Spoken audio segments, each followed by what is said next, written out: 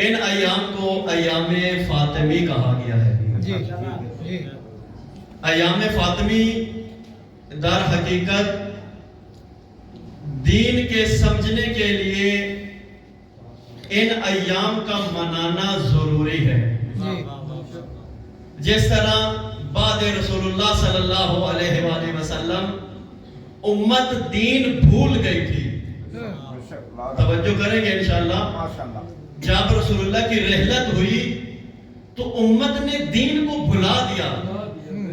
وہی لوگ جن کو رسول اللہ نے مسلمان کیا، جن کو کفر سے نکال کر اسلام میں لے کر آئے، وہی لوگ بعد رسول اللہ اسلام کو بھول گئے. اب جب اسلام کو بھولے، امیر المومنین سے تو ویسے بغض تھا کہ آگے چل کے میں وضاحت کروں گا. اب بیچ میں ایک ایسی شخصیت کی ضرورت تھی، ایک ایسی ہستی کی ضرورت تھی جو ان کو دوبارہ دین تکرار کر کے بتائے. ایک ایسی شخصیت کی ضرورت تھی جو ان کو دین کا وہی نصاب جو رسول اللہ لے کر آئے تھے وہ ان کو پڑھائے. اور وہ کون تھی ہستی؟ اس کا نام جناب سیدہ ہے. کوئی اور اگر یہ کام کرتا تو وہ مقصد حاصل نہ ہوتا جو مقصد جناب سیدہ نے یہ کام کیا اور حاصل ہوا. کیونکہ جناب سیدہ کو جو مقام ہے اس مقام تک بعد رسول اللہ کوئی اور ہستی اس روئے زمین پر خواتین میں وہ مقام نہیں رکھتی. مردوں میں علی مرتضی، خواتین میں جناب فاطمہ تو زہرا. اب رسول اللہ جب جا رہے ہیں تو اپنے بعد اپنا خلیفہ اپنا جانشین بنا کر گئے، لیکن امت اسی کے مقابلے میں آئی. اب وہ خود یہ کام نہیں کر سکتا تھا. مثلا امام علی کو جب رسول اللہ نے ولی بنایا، امام بنا کر گئے، امام علی یہ خود نہیں کام کر سکتے تھے کہ لوگوں کو بتائیں کہ میں تمہارا امام ہوں. کیونکہ اگر خود یہ کہتے تو لوگ کہتے علی نام کا پیاسا ہے، نام کا بھوکا ہے. کوئی اور آتا تو دوسرے وہ مقام نہیں رکھتے تھے، دوسرے ہم مرتبہ رسول اللہ نہیں تھے، بذات الرسول نہیں تھے. یہ بی بی فاطمہ تھی جو کوئی مقام اور منصب رکھتی ہے سوائے نبوت اور امامت کے، جو مقام رسول اللہ کو حاصل ہے اور جو مقام علی مرتضیٰ کو حاصل ہے. اس لیے یہاں پر ضروری تھا یہ جو ایک شکایت اور شکوہ اور ایک شبہ ڈالا جاتا ہے کہ علی کہاں تھے جب در پہ آئے وہ واقعہ پورا. توجہ ہے نا، میرے ساتھ ساتھ رہیں گے انشاءاللہ آپ کو لطف آئے گا. یہ ایک مولا میر پہ شبہ ڈالا جاتا ہے کہ علی کہاں تھے. علی کی ذمہ داری نہیں تھی اس وقت.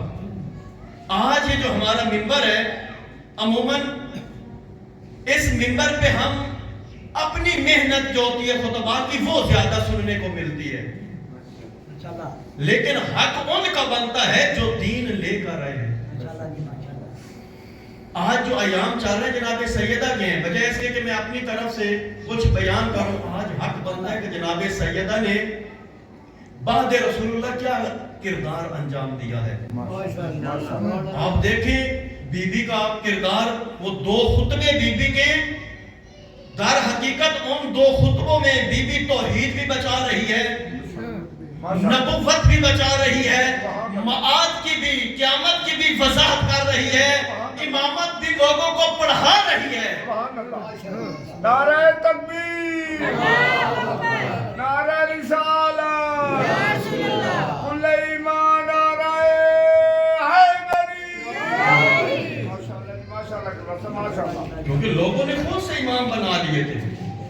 بی بی نے یہ 2 خطبے جو آپ نے مجھے نہیں پتہ سنے ہیں، ایک تو یہ بھی ہے کہ ان ہمارے ممبروں پہ ان 14 کے بیانات بیان ہونے چاہیے. مثلا آج کے یہ جو محافل ہیں، یہ جو ایام سیدہ چل رہے ہیں، بجائے اس کے کہ ہم دائیں بائیں سے کچھ پڑھیں، آج انہی خطبوں کو جو بی بی نے دیے ہیں انہی کا ترجمہ کر کے مومنین کو بتائے جائیں.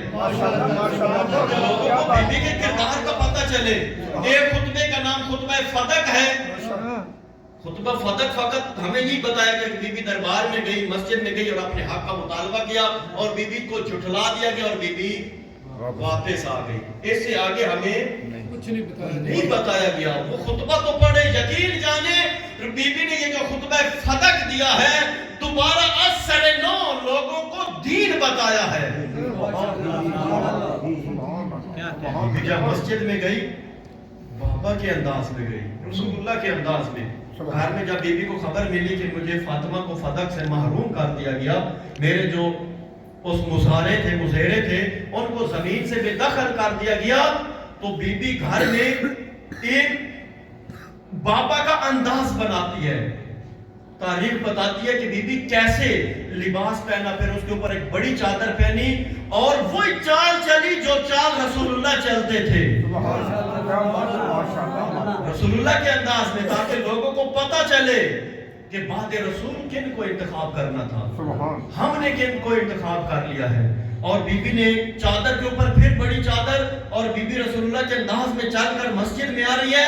और इसी खुतबे के इब्तिदा में भी है कि बीबी की जो चादर थी, जो हिजाब था, वो जमीन के ऊपर लैने खींचता हुआ जा रहा था। और बीबी मस्जिद में आई और आते ही बीबी ने रोना शुरू किया, गिरिया शुरू किया फातिमा को ज़हरा ने। मस्जिद भरी हुई थी मुहाजिरीन से, अंसार से और हुक्मरानों से जो ये हक हस कर चुके थे, भरी हुई थी। बीबी ने रोना शुरू किया, इतना रोई कि मस्जिद में एक बुका का माहौल हो गया, सब रोना शुरू हो गए, सब ने गिरिया किया। और कुछ देर के बाद जब गिरिया थमा, अब बीबी ने खुतबे का आगाज किया। मैं सारा खुतबा, क्योंकि मेरा इतना वक्त है, मैं सारा खुतबा नहीं बयान कर सकता। मैं असल आपको बीबी का किरदार इस जमाने में बयान करना चाहता हूं कि बीबी ने अली और अली इब्ने अबी तालिब की इमामत और विलायत को कैसे बचाया है। आइए, जो गदीर वाला अली हम मना रहे हैं, गदीर वाला अली जिसको हम जानते हैं कि रसूलुल्लाह ने हमारे मौला आका का गदीर पे ऐलान किया था, ये अली किसने दुनिया को बताया? जिस हस्ती ने दुनिया को ये अली मुतारफ करवाया, उसका नाम जनाबे सैयदा है। जब गिरिया खामोश हुआ, बीबी ने खुदा की हमद व सना शुरू की। हमद है उस पालने वाले की जिसने हमें उस वक्त खल किया जब तक ये कायनात खल्क नहीं हुई थी। अभी हजरत आदम और हजरत हव्वा भी खल्क नहीं हुए थे, खुदा ने हमारे नूर को खल्क किया। और फिर यहाँ पे तौहीद देखें, बीबी फातिमा के मकतब में जो तौहीद बीबी बयान कर रही है, वो अजीम तौहीद है। बीबी क्या कह रही है कि खुदा ने ये जो सब कुछ बनाया, हत्ता हम जो 14 को बनाया है, हमें भी बनाने में खुदा किसी का मोहताज नहीं था।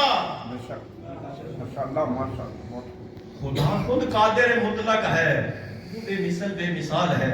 वो कुन फयकून कहता है और सब कुछ हो जाता है। और यहाँ पे भी बीबी कह रही है, ये जो खुदा कुन फयकून कहता है और सब कुछ खल्क हो जाता है, ये कुन फयकून भी हमें समझाने के लिए है। वल्ला खुदा बोलने का भी मोहताज नहीं है, उसका इरादा ही काफी है हर चीज की खिलकत में। बीबी तौहीद की निसाब पढ़ा रही है कि आओ मेरे फातिमा के मकतब में देखो तौहीद क्या है। कहा खुदा ने जो खिलकत की, खुदा ने कोई खुदा के सामने कोई नमूना भी नहीं था। आप देखें, कोई मस्जिद, कोई इमाम बरगाह या कोई घर बनाना होता है तो पहले डिजाइन बनवाना होता है या कोई नमूना देखना होता है, फिर उसके मुताबिक मिस्त्री और जो ठेकेदार होता है वो घर और बिल्डिंग बनाता है। लेकिन बीबी क्या कह रही है, खुदा की जात वो है जिसके सामने कोई नमूना नहीं है, बगैर नमूने के खुदा खिलकत कर रहा है। और कह रहे हमारे नूर को 2000 साल पहले हजरत आदम के नूर से खल्क किया। क्या बात है, माशाअल्लाह। कहा आप देखें, अहले बैत के घराने से अगर जुड़े तो तौहीद समझ आए, खुदा की कुदरत यहाँ पे समझ आती है। और फिर कहा आगे बीबी ने, और ये छठे हमारे 5वें मोहम्मद का ये कौल है इमाम मोहम्मद बाकिर का, कि खुदा ने ये जो खिलकत की है, खुदा अपनी पहचान करवाने में किसी का भी मोहताज नहीं था। کا مصطفیٰ کا بھی محتاج نہیں تھا. خدا چاہتا تو اپنی پہچان 14 کے بغیر بھی کروا سکتا تھا کہ خدا محتاج. ہمیں تو کچھ اور بتایا گیا کہ خدا 14 کا نعوذ باللہ محتاج ہے. 14 محتاج ہے. علی جس کی بارگاہ میں جھکے اس کو خدا کہتے ہیں.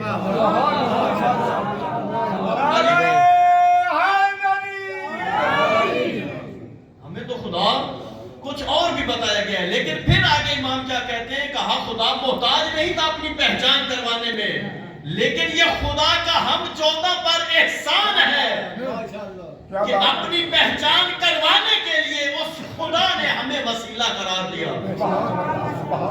محتاج نہیں تھا. توجہ ہے نا؟ خدا محتاج نہیں تھا بلکہ ہمیں وسیلہ قرار دیا کہ اگر کوئی خدا تک پہنچنا چاہتا ہے تو مصطفیٰ تک آئے.